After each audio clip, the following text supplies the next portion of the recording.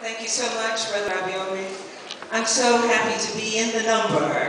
That is the number of all of you brothers and sisters who are committed to the struggle, who will not be moved, who will struggle for justice and peace. So happy to be among you.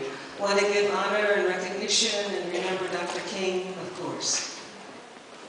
I want to call attention to and recognize my sister out in the audience, sitting quietly, Ms. Donna Smith from Alabama, also a sister who dedicated a good part of her life to the struggle. And of course, I'm so happy to be with my sisters who are part of the beloved community of SNCC.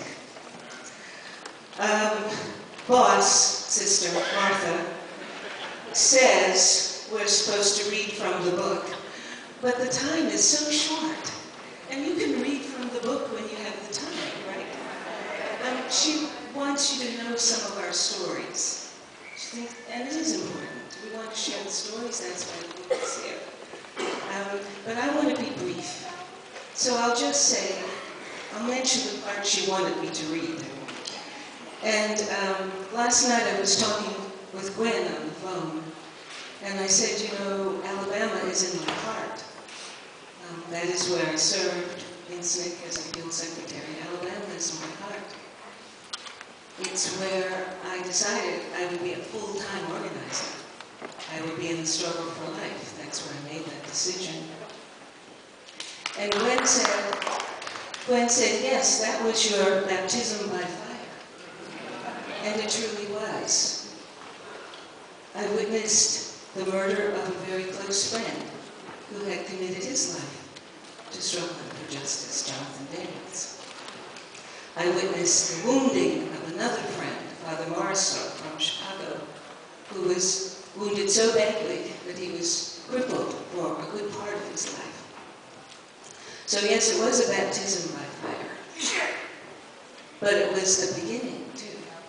It was the beginning of a long, long commitment to work for the freedom that we were so engaged in working for down in Alabama.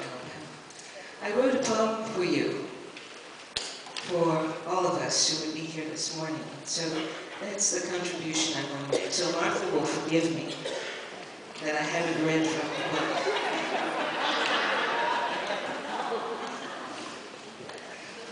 One of the most beautiful pieces in the book was written by my sister Jean Wiley. And she said, you know, I'm so happy to be a SNCC woman. We have attitude.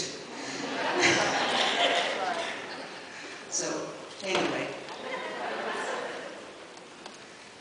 As long as there are homeless women huddled against warm grates in the street, as long as there are babies languid from hunger hanging against their mothers' bodies, as long as our children